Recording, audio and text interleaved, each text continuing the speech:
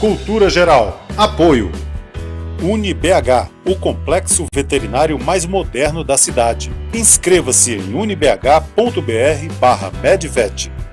Caixa de Assistência OAB Nova Lima. Caminho seguro para os advogados de Minas Gerais. Instituto dos Advogados de Minas Gerais. Mais de 100 anos produzindo conhecimento, igualdade, fraternidade e liberdade.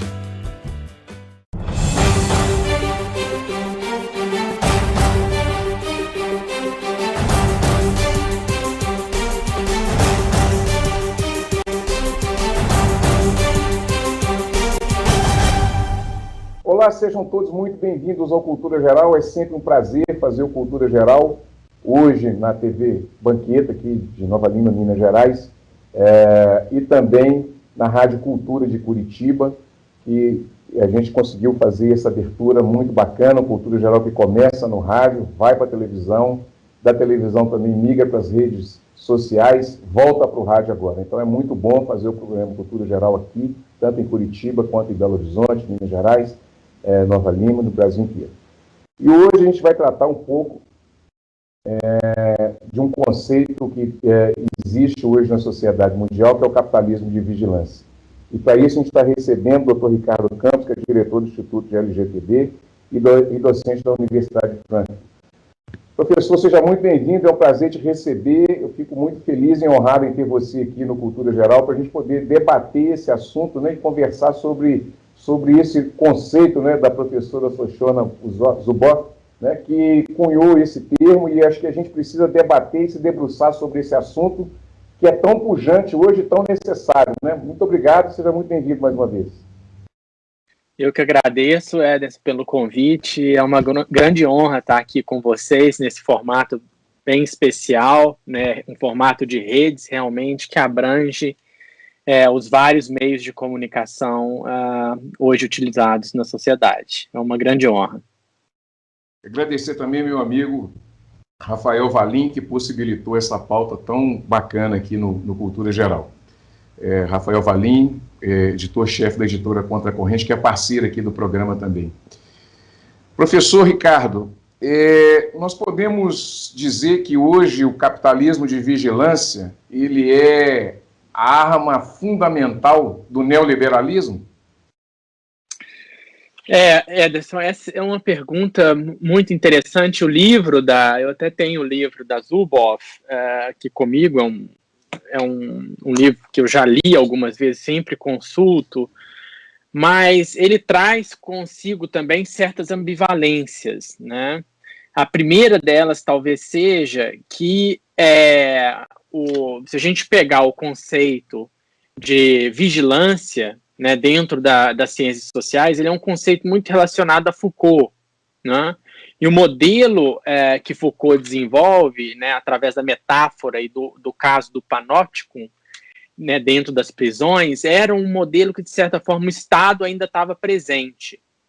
E aqui no livro da Zuboff, ela não tem tanto mais o Estado presente, mas são as grandes plataformas, né, os grandes serviços digitais que ocupariam, de certa forma, esse papel de vigilância constante. Então, a tensão ou a ambivalência que traz o livro dela é que, enquanto o Estado tem um mecanismo, né, o monopólio do poder, né, esses serviços digitais não teriam. Então, uma das críticas que se faz no debate em torno do livro é que talvez a ideia da vigilância, por não ter o caráter estatal, ela perca um pouco na sua dimensão de efetividade. Por outro lado, se a gente lembrar, Ederson, um caso muito recente, a gente tem no caso do Snowden, né, no caso da NSA, uma cooperação muito próxima, né, e até as escusas do Estado americano com plataformas também, serviços digitais que passavam dados para ele. Então, a dimensão de um capitalismo de vigilância, ao meu ponto, ela passa a existir de forma ainda mais veemente quando há uma interseção direta entre serviços privados que têm o conhecimento e a efetividade, né, dentro desse novo capitalismo digital, e o Estado que tem o monopólio do poder. Então, para mim, existe essa ambivalência no livro dela, mas, por outro lado, se a gente pensar nos casos recentes, essa simbiose entre essas grandes empresas privadas e o Estado realmente revela uma dinâmica muito destrutiva do ponto de vista do Estado democrático de direito das garantias individuais. Como que a gente pode entender, professor, ou perceber essa potencialização dos dados e dos algoritmos? Isso começa a surgir com uma criação de um novo meio, né, que é o meio digital, né, que acaba aos poucos, hoje a gente vê, apesar de eu ter tantos livros aqui atrás de mim, essa era da impressão, né, que significa o quê? Que a circulação do conhecimento social se dava através de livros e depois de outras tecnologias como rádio, depois outra tecnologia como a televisão, e hoje a circulação do conhecimento social, ela se dá de outra forma pela invenção dessa nova tecnologia de redes e principalmente hoje, nessa segunda fase da internet, a gente viveu uma primeira fase da internet na década de 90 e até o início dos anos 2000, que era uma internet ainda mais em forma de heterarquia, não era tão ainda economicizada. Hoje a gente tem toda a internet mediada por serviços que ganham realmente dinheiro e fazem dinheiro justamente com o acúmulo de dados e com a venda, por exemplo, de propagandas e nesse sentido. Então, esse novo papel dos dados e algoritmos, ele se encontra justamente no coração desse novo meio digital e dessa nova sociedade digital. Em uma outra oportunidade, até conversando com o Valim mesmo, a gente estava discutindo sobre o papel das grandes corporações, que hoje valem mais do que os estados, né? Que as grandes corporações como Google, Facebook, Apple, Instagram, todas essas mídias e todas essas coletoras de dados têm a ver com esse novo momento, professor? Olha, Ederson, isso é uma ótima pergunta. Eu acho sempre importante evitar maniqueísmos, né?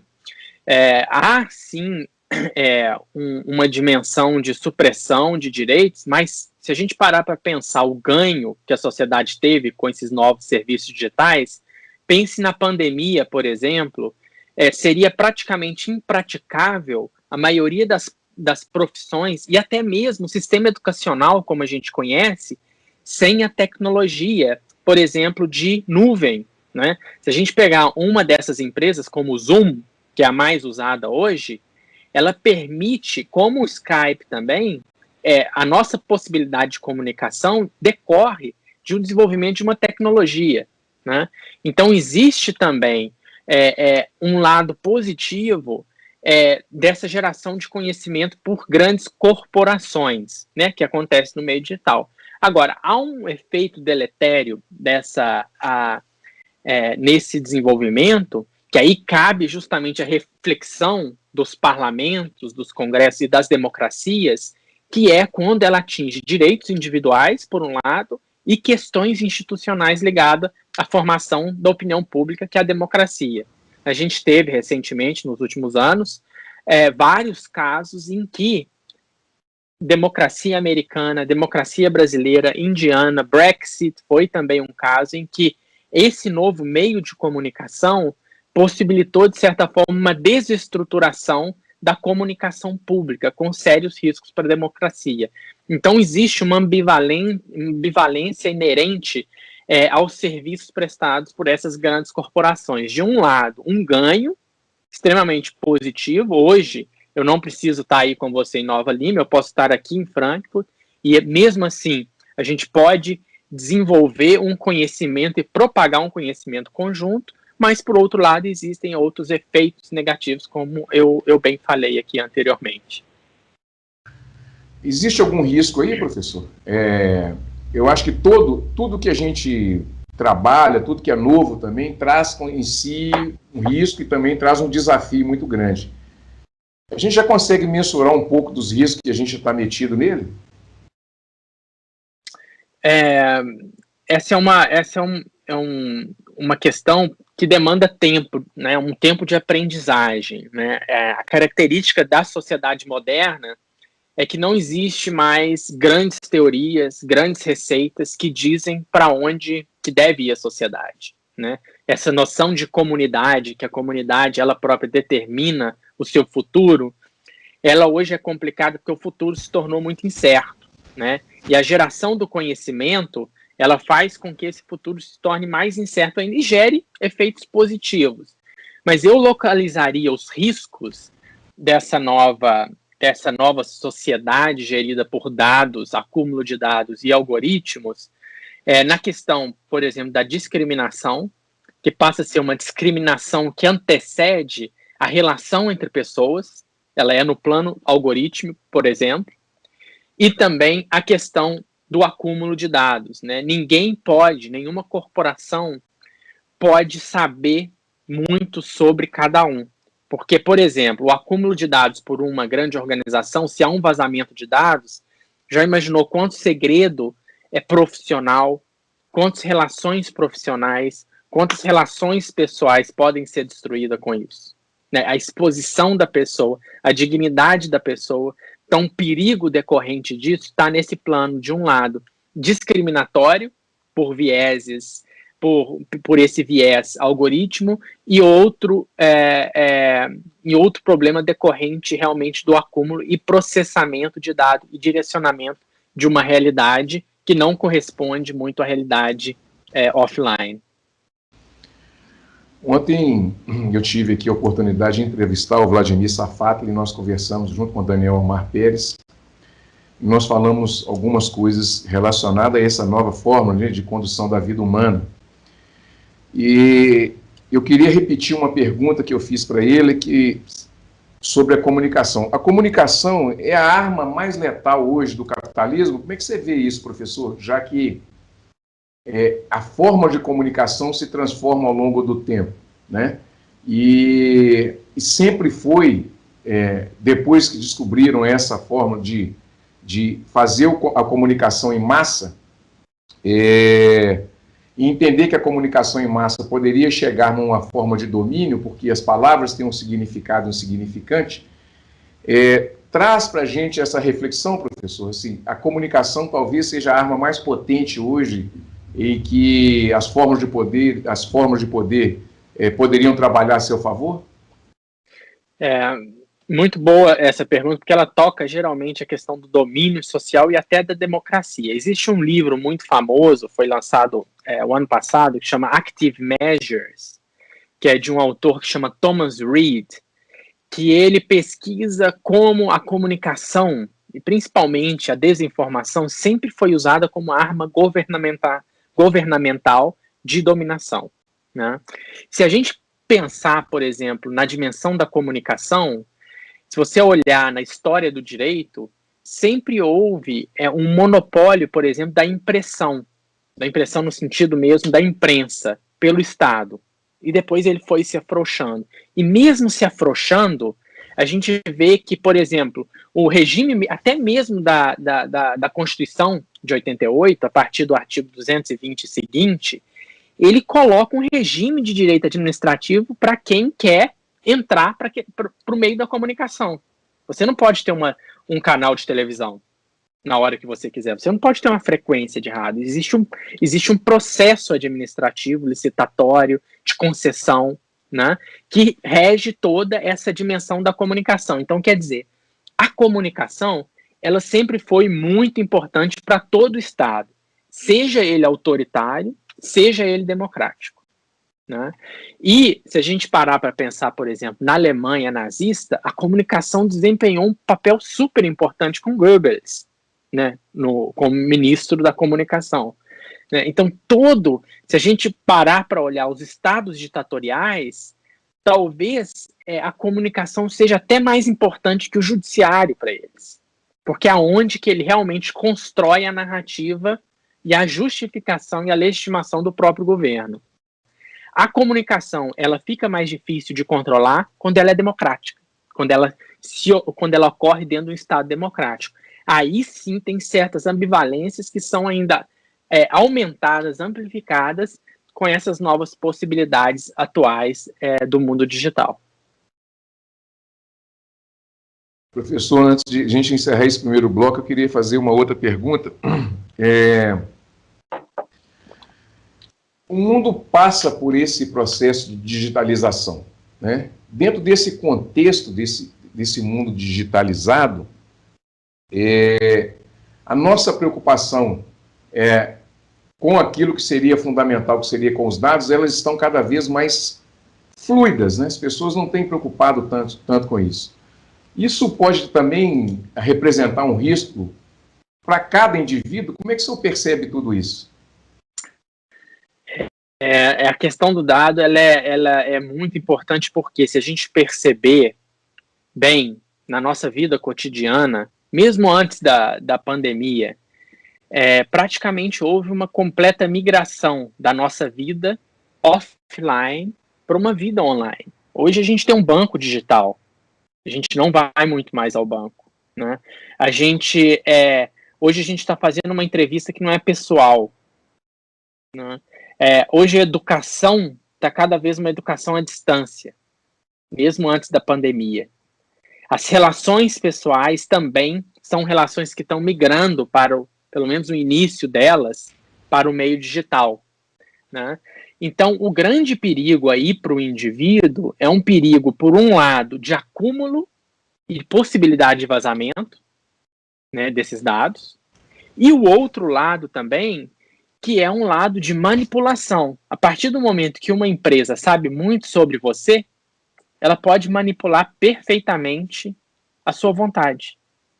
Ela tem uma arma muito grande para te manipular. Até o surgimento da proteção de dados, enquanto disciplina, que surge aqui em Frankfurt, nessa universidade, com a primeira lei de Hessen, com um professor que escreveu a lei, depois migra para a Alemanha, e depois vai para o plano europeu, e aí o Brasil quase que copia. Era, naquela época, uma ideia, com o caso de 1983 da Suprema Corte Alemã, justamente preocupado com a concepção de que o Estado não pode saber muito sobre o indivíduo. Porque senão o indivíduo começa a agir na sociedade de outra forma se o Estado souber muito sobre você. Então é uma arma do indivíduo contra o Estado não deixar com que o Estado saiba muito sobre ele. Logicamente excluído casos de exceção, como criminalidade e terrorismo, né? Mas para o indivíduo comum, isso é um extremo perigo. E quando isso migra para iniciativa privada, também há um perigo muito grande de que grandes corporações saibam muito sobre as pessoas. Bom, gente, chegamos ao final desse primeiro bloco. Não saia daí, é um minutinho só. Nós estamos aqui na TV Banqueta, na Rádio Cultura de Curitiba, entrevistando o Dr. Ricardo Campos, que é especialista especialista em política de dados, e a gente está falando sobre capitalismo de vigilância. É um minutinho só, não saia daí, a gente volta daqui a pouquinho com mais cultura geral, aqui na Rádio Cultura de Curitiba e na TV Banqueta. Fundado em 1980, o Hospital Nossa Senhora de Lourdes é filantrópico e sem fins lucrativos. E hoje atende a mais de 110 mil habitantes de Nova Lima, Raposos e Rio Acima. O Hospital Nossa Senhora de Lourdes, eu me sinto como se eu estivesse em casa. Só tenho que agradecer, sou muito bem tratada. Aqui eu tenho eles como se fosse a minha família. O Hospital Nossa Senhora de Lourdes é o único da região responsável pelo atendimento aos usuários do SUS, nos casos clínicos e cirúrgicos de média complexidade. Possui pronto atendimento adulto e pediátrico com funcionamento 24 horas, contando com plantonistas da pediatria, clínica médica, cirurgia, ortopedia, obstetrícia e anestesiologia. E ainda conta com serviço de hemodiálise e um centro de tratamento intensivo. Hospital Nossa Senhora de Lourdes, humanidade, carinho e atenção à vida.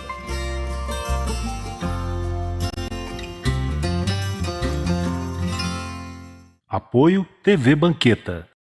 Com fome, fica muito difícil aprender. Por isso, vamos entregar milhares de kits pedagógicos para crianças e jovens e para suas famílias, cestas de alimentos e de material de limpeza. Assim, todos vão estudar protegidos e bem alimentados. Não é fácil, mas com a sua ajuda é possível. Criança Nota 10. Proteger a infância é acreditar no futuro. Apoio TV Banqueta. Bom, de volta com Cultura Geral aqui na Rádio Cultura de Curitiba e na TV Banqueta. Estou entrevistando o professor Ricardo Campos, docente da Universidade de Frankfurt, na Alemanha, e a gente está discutindo um pouco sobre política de dados, né, relacionada aí ao capital de vigilância. Professor, nesse segundo bloco eu queria abrir com você perguntando se o Google, por exemplo, significa um novo Fordismo nas relações. Hoje a gente fala muito de uberização da vida, né? De tudo isso que a gente está vivendo. O Google hoje, e aí sem querer demonizar, mas eu estou usando ele só como um parâmetro, né? Um paradigma, essas grandes corporações hoje significam esse novo modelo de sociedade que a gente tende a viver daqui para frente? Essa ideia de plataformização, né, da sociedade, né, é uma ideia muito interessante. Se a gente comparar com o Fordismo, a gente teria que pensar nessas plataformas, no sentido de uma plataforma em que a produção ela acontece numa fruição das mercadorias, né? Aí seria uma analogia, apesar de que há diferenças cruciais da forma de produção do Fordismo para a forma de capitalismo do Google. O Google, ele por si, ou outras ferramentas de busca, ele não tem um produto dele, né, especificamente. Ultimamente, plataformas como a Amazon têm desenvolvido produtos próprios, né? Mas a ideia inicial de um site de busca é o quê? Ordenar essa multiplicidade colossal de informações. E, por um lado, a gente acaba usando o Google por uma decisão também privada, né? Existe uma autonomia da vontade. Então, existe uma eficiência do algoritmo do Google em ordenar bem, de certa forma, aquele universo de informação que ficou, extrapolou aquele universo que a gente conhecia das Barças, né? O conhecimento universal cabia nas Barças, né? A gente usa muito a metáfora da Barça. Hoje, o conhecimento universal cabe no Google, né? E na forma com que ele gera o algoritmo. Um ponto negativo, que até foi o caso da decisão do Supremo, da semana passada, do direito ao esquecimento, toca justamente essa questão. O Supremo escolheu um caso muito ruim, que é aquele caso da linha direta, porque toca o jornalismo. Mas se a gente pensar nessas sites de busca, principalmente, existem informações que tocam a dignidade da pessoa humana e também direitos de personalidade que muitas vezes a pessoa não quer que circule mais publicamente. Na Europa, já se desenvolveu, existe no artigo 17 do Regulamento Geral de Proteção de Dados, bases legais que possibilitam as pessoas retirarem conteúdos que estão circulando ou são buscados nessas máquinas de busca.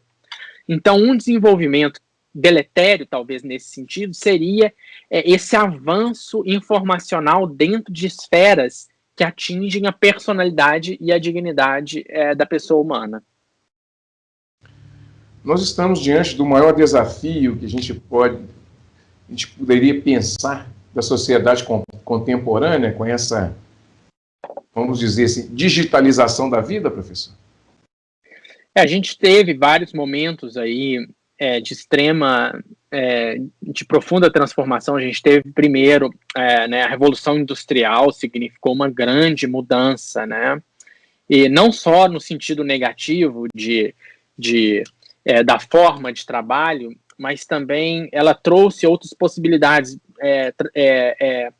por exemplo, a massificação de determinados bens de consumo, né, o surgimento do movimento proletariado, que levou também à formação de novos partidos políticos, né? A sociedade complexa ela tem essa característica, né? O filho de um grande um filho de um grande industrial da indústria têxtil da Argentina, né, o filho chama Felix Weil, vem para a Alemanha, filho de alemão, mas nascido na Argentina, vem para a Alemanha e funda a Escola de Frankfurt, que é uma das maiores críticas do capitalismo moderno. Então, o capitalismo atual, a sociedade moderna, ela é envolta de ambivalências, onde você não consegue, por vezes, separar muito o bom do ruim. Eles caminham juntos. E essa revolução digital atual, ela também é movida por essas idiosincrasias, né, em que você vê o lado bom, mas ele traz com ele, inexoravelmente, um lado negativo.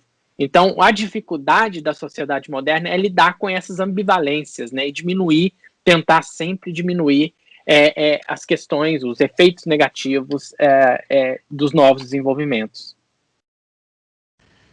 A gente pensando assim, dentro desse diálogo que a gente está tendo, pensando que o indivíduo ele é monitorado segundo por segundo, né?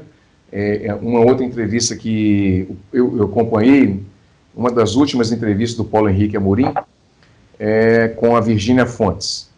E ela fala desse controle do indivíduo, de segundo a segundo. Por exemplo, ela usa a plataforma do Uber, por exemplo, ela dá esse exemplo. A gente poderia pensar que a gente vai ter que voltar, talvez, em Marx, né, para entender de novo como as estruturas do capitalismo elas se transformam, como é que elas se transformam e se adaptam a um novo conceito de sociedade, professor?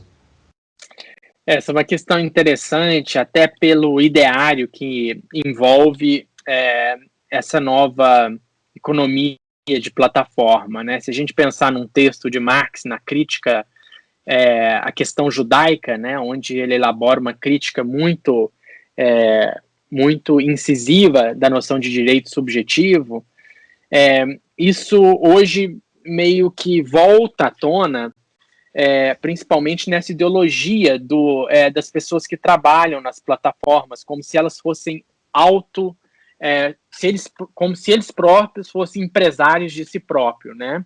E hoje aqui na literatura secundária sobre esse tema, eles falam que existe, na verdade, uma como seria em português, autoexploração, uma exploração onde a pessoa, ela própria se autoexplora, né? Então, existe também um lado positivo, né? De possibilitar, por exemplo, a gente colocar em questão como era o regime anterior, por exemplo, dos táxis, né? O regime de circulação, possibilitar a entrada de pessoas novas, pessoas que às vezes estavam precisando realmente, grande parte delas, de emprego, e não tinham acesso, porque ou não tinham acesso a uma placa, né, ou não queriam também ser explorado por alguém que tivesse uma placa de táxi, né?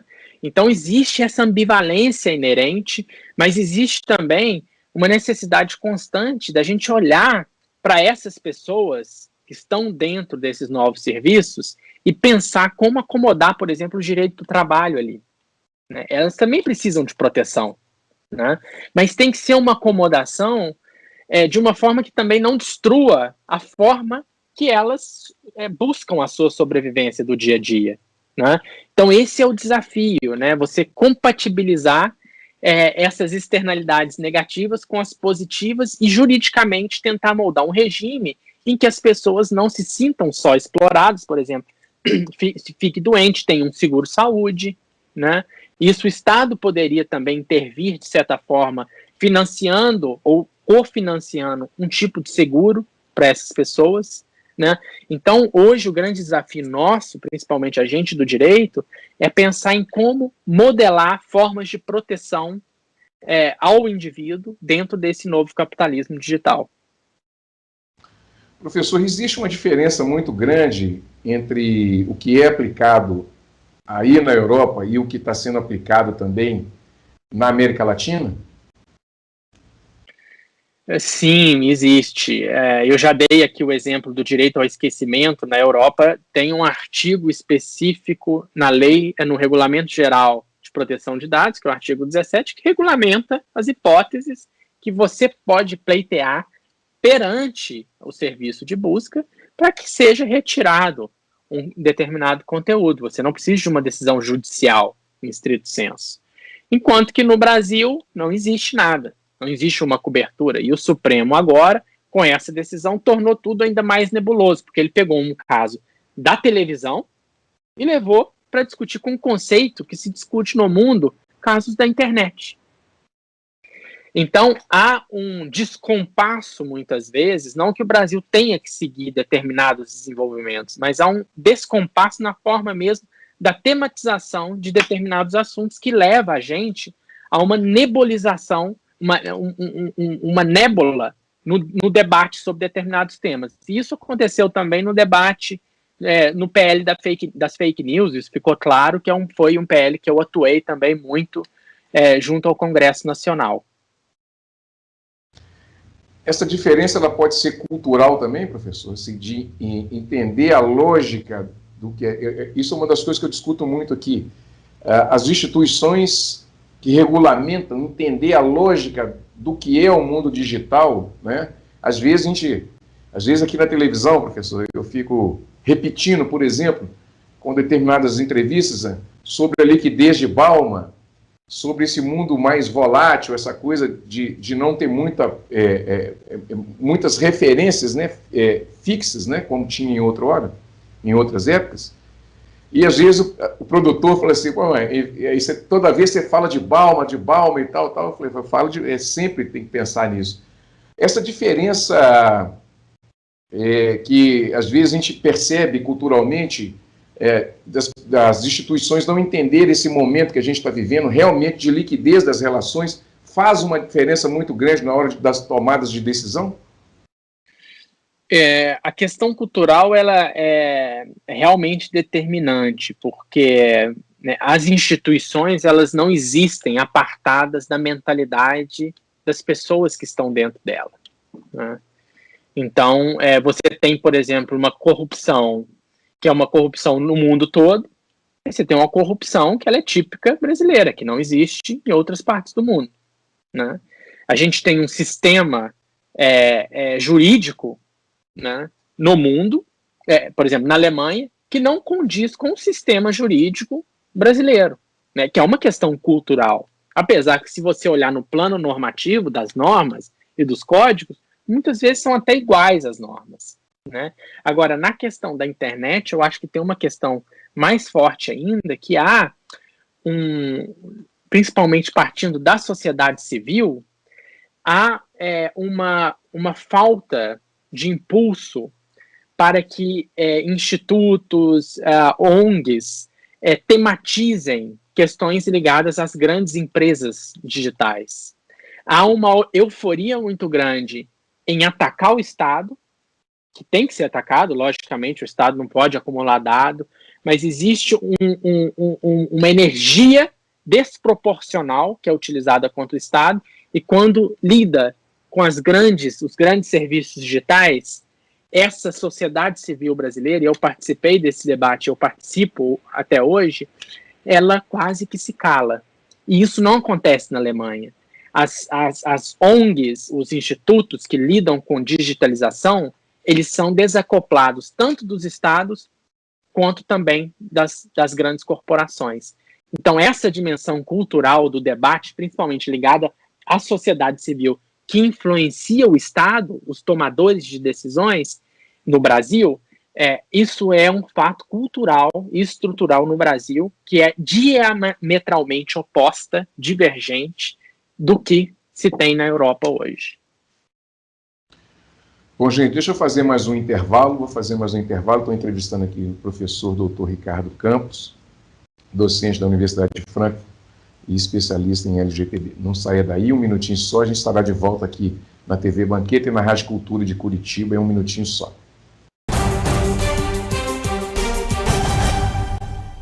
Fundado em 1980, o Hospital Nossa Senhora de Lourdes é filantrópico e sem fins lucrativos. E hoje atende a mais de 110 mil habitantes de Nova Lima, Raposos e Rio Acima.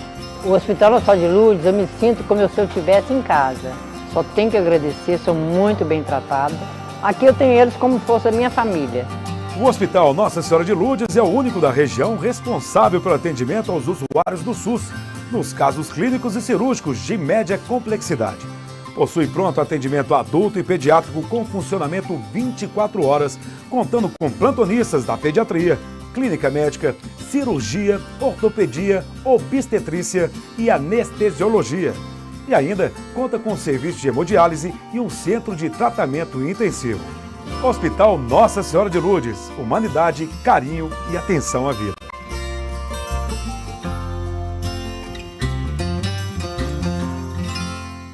Apoio TV Banqueta. Com fome, fica muito difícil aprender. Por isso, vamos entregar milhares de kits pedagógicos para crianças e jovens e para suas famílias, cestas de alimentos e de material de limpeza. Assim, todos vão estudar protegidos e bem alimentados. Não é fácil, mas com a sua ajuda é possível. Criança Nota 10. Proteger a infância é acreditar no futuro. Apoio TV Banqueta. De volta com Cultura Geral aqui na Rádio Cultura de Curitiba e na TV Banqueta, nós estamos entrevistando o professor Ricardo Campos, docente da Universidade de Frankfurt, e a gente está falando sobre capitalismo de vigilância. Professor, a gente indo para a parte final dessa entrevista, eu queria perguntar quais são os riscos democráticos que nós estamos vivendo neste momento. Existe risco democrático mesmo? Nós vimos em outros tempos recentes, né?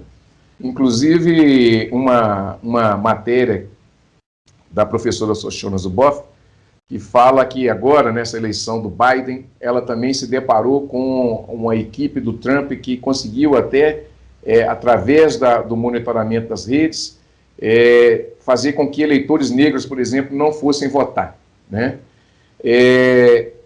E isso traz para a gente, de novo, essa discussão que a gente não consegue, ela fica meio capenga, porque a gente discute, está vendo que as coisas estão acontecendo e fica um pouco complicado a gente poder entender todo esse contexto.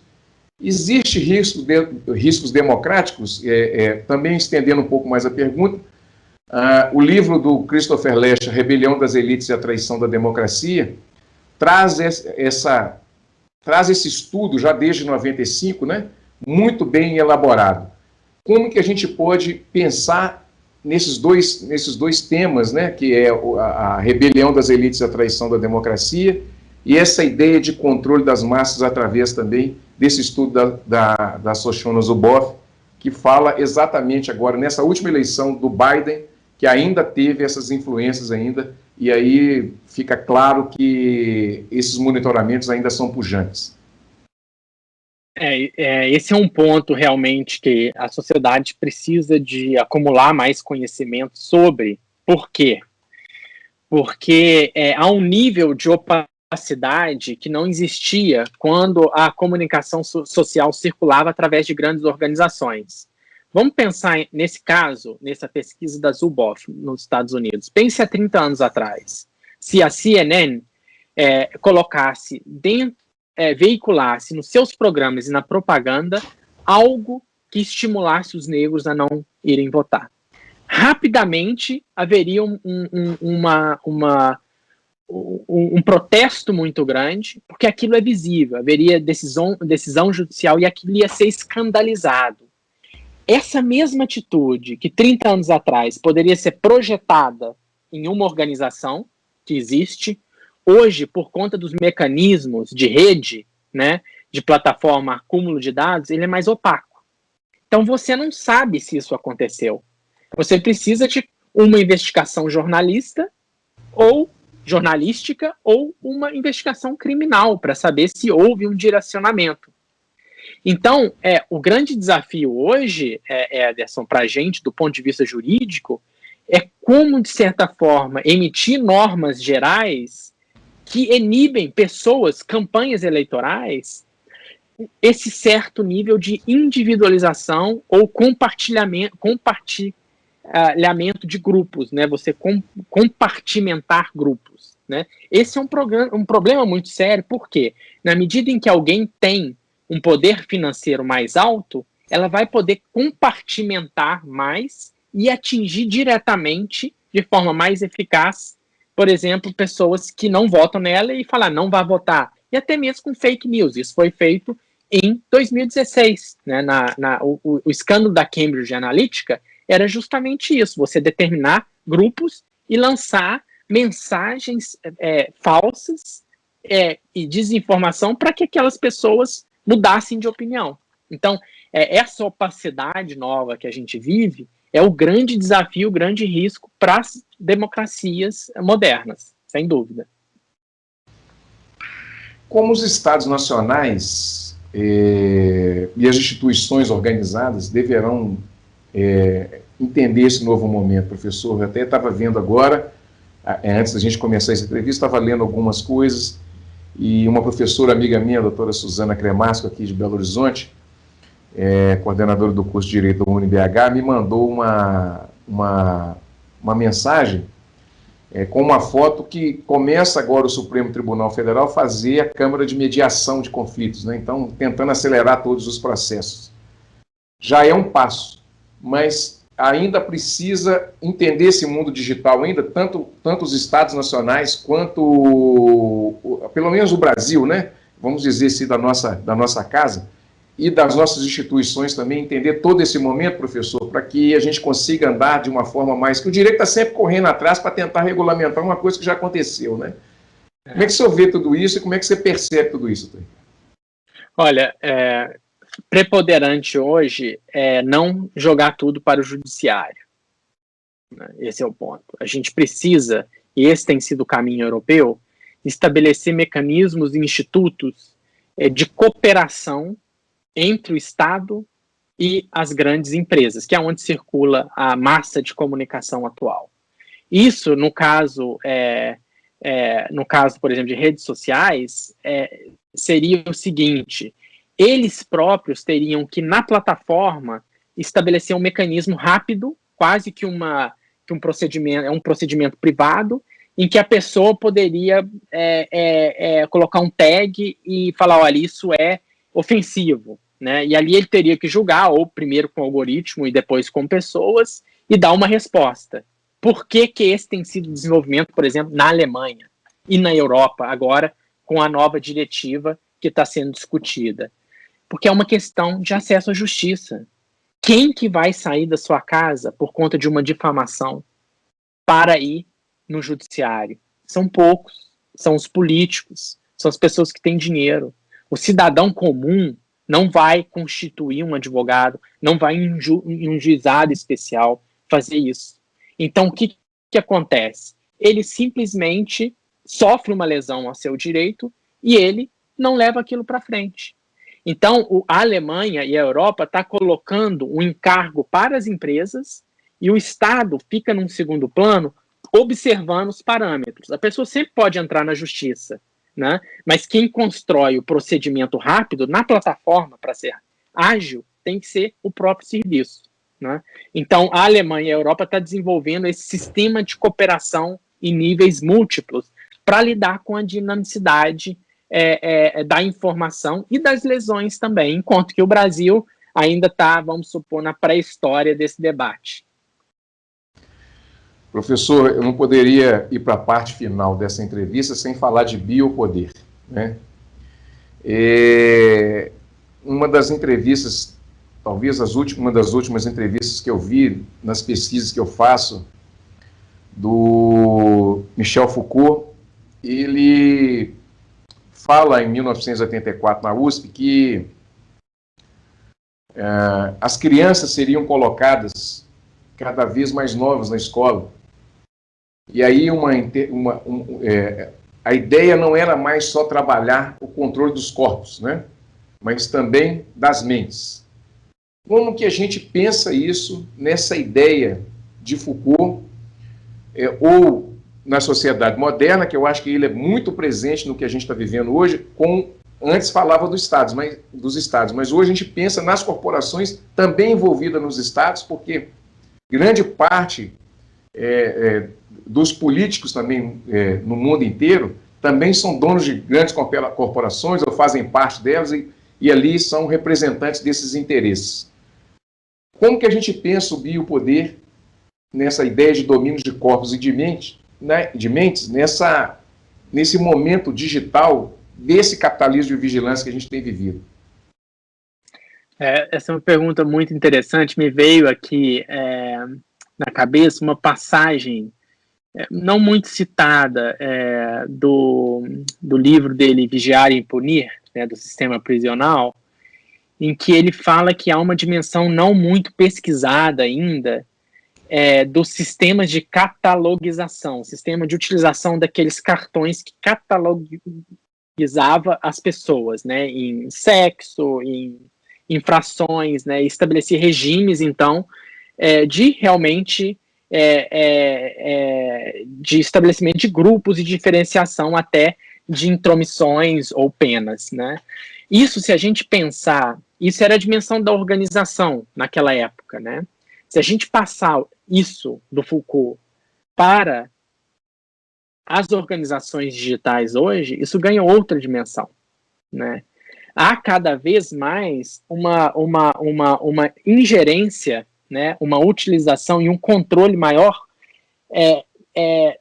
do próprio direcionamento do pensar, né, do próprio que é tematizado, né.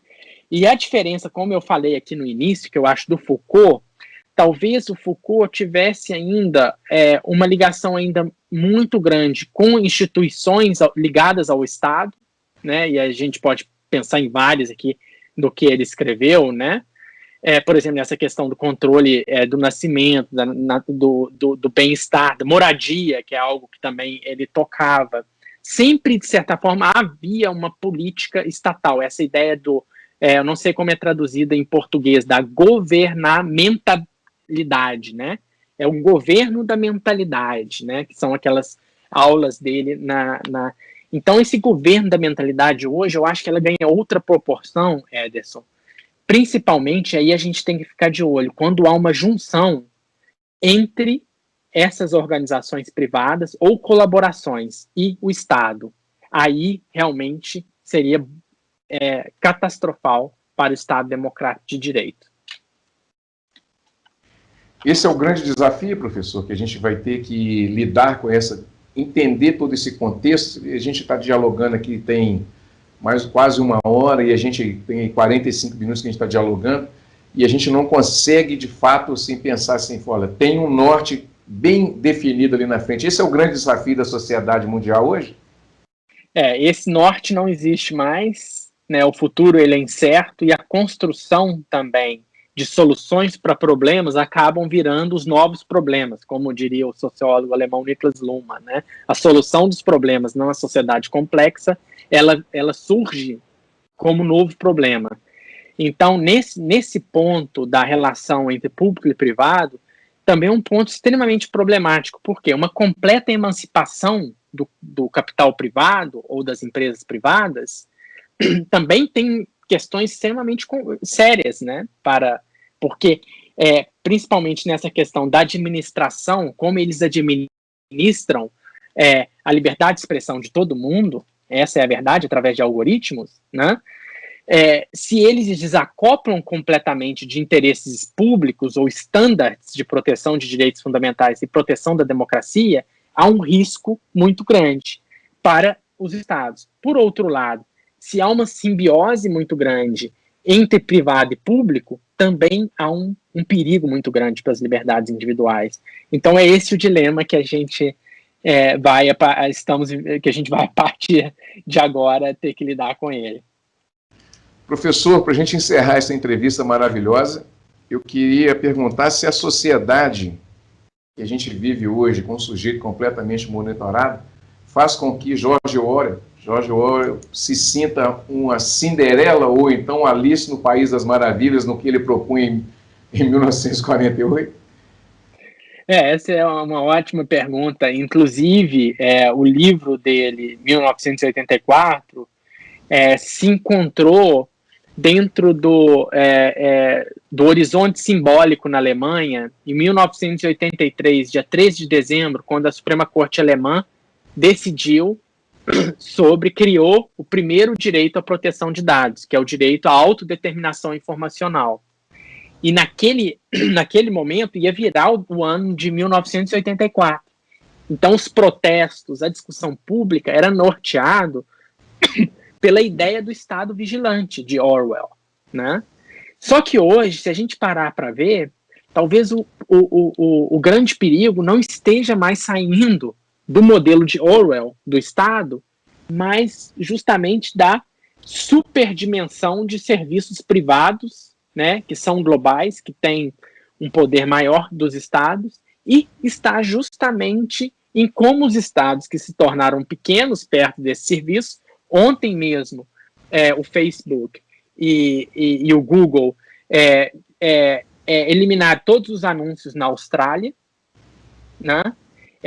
Porque a Austrália fez uma lei obrigando eles a pagar veículos de jornalismo que eles fizessem tráfico, né, possibilitasse o tráfico. E hoje a grande notícia que circula aqui na Europa é que eles falaram, não, então não vai ter nada, não vai ter nenhum anúncio, nem mesmo de saúde pública, né? Então você vê o tamanho de um país que faz uma lei para regular e um serviço fala, não, eu não sigo essa lei, né? Então a gente vai ver a partir de agora justamente essa colisão entre organizações que tomaram uma dimensão muito maiores do que o poder próprio estatal. E eu acredito que a grande saída esteja na cooperação, não esteja numa unilateralidade também dos estados e nem das próprias empresas. Deve existir mecanismos de cooperação entre o Estado e as empresas. Esse é o grande desafio, ao meu ver. Professor, muito obrigado pela sua entrevista. Foi um prazer te receber aqui no Cultura Geral. Eu fico muito feliz, muito honrado, fico muito satisfeito de a gente poder tido essa oportunidade de entrevistar uma pessoa como você e por você também ter aberto esse espaço, já que é tudo tão corrido, né? Tanto aí na Alemanha quanto aqui no Brasil. Muito obrigado, viu? Para mim é uma grande honra, Ederson, e eu fico à disposição para futuros debates. Gente, chegamos ao final do programa Cultura Geral. Um grande abraço a todos vocês e voltamos amanhã com mais uma pauta super especial aqui no Cultura Geral. Um grande abraço e até amanhã, se Deus quiser, com mais um programa Cultura Geral.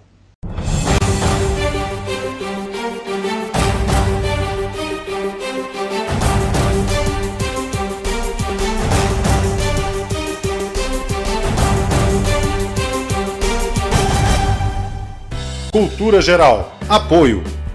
UniBH, o complexo veterinário mais moderno da cidade. Inscreva-se em unibh.br/medvet. Caixa de Assistência OAB Nova Lima. Caminho seguro para os advogados de Minas Gerais.